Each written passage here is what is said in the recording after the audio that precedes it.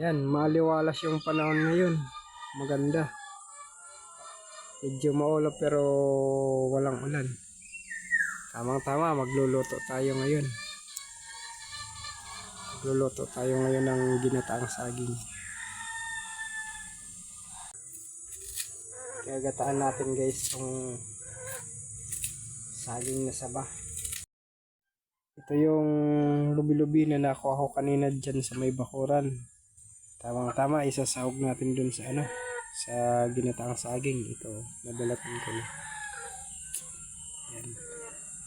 Mamaya, gagataan natin. Yan guys, sugasan na natin yung saging at saka mamaya, itirasuhin na natin to. Okay. Ngayon, ihiwain na natin ng maliliit. Yung parang banana chips. Ganito lang kaliliit.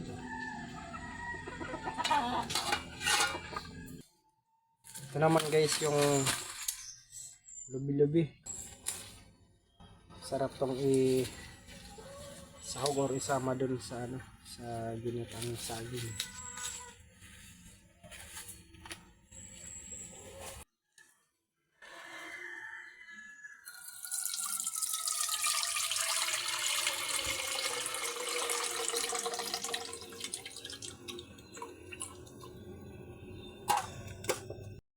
Ayan guys, medyo dadamihan lang natin ng sabaw kasi ang saging madaling lumapot eh. Sinisip-sip lang agad yung sabaw niya eh.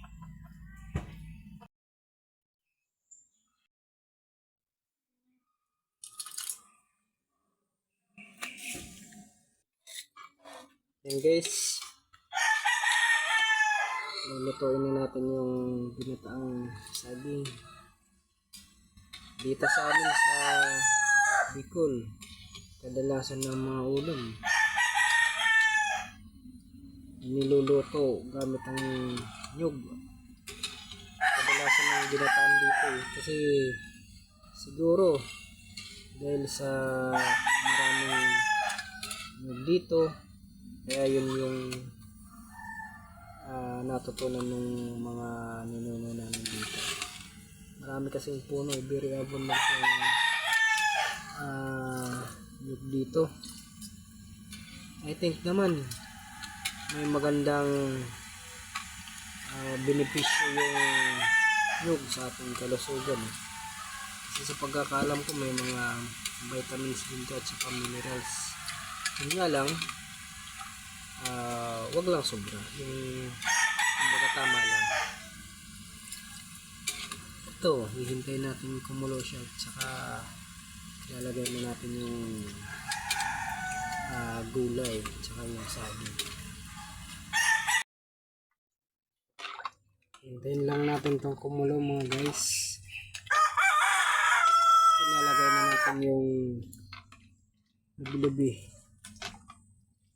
Una yung lubi-lubi, tapos yung saging. Ayan guys, kumukulo na. Lalagay na natin yung daw ng lubi-lubi.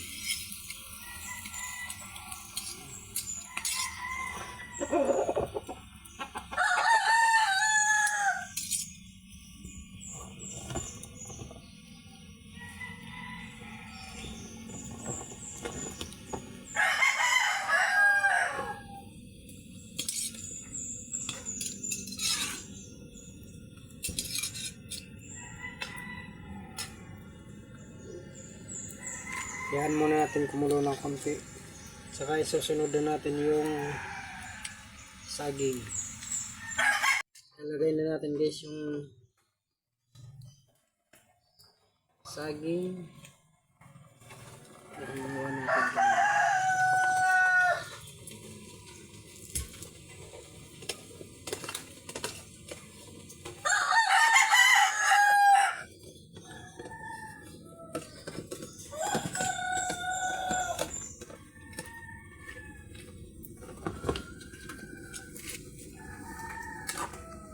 Lulutuin lang natin muna.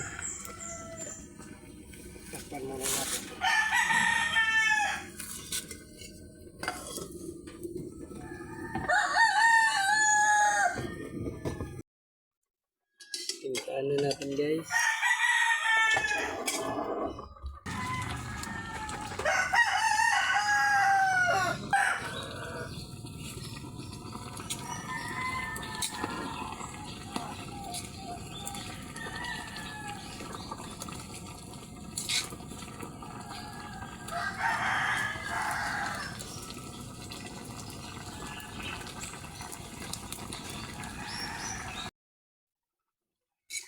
malapit na itong maluto mga guys.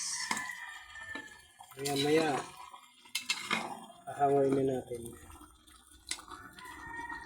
Malapit na.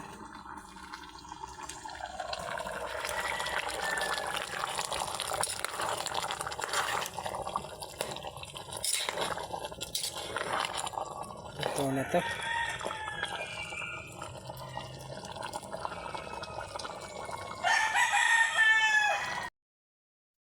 Ihaw tayo ng tuyo.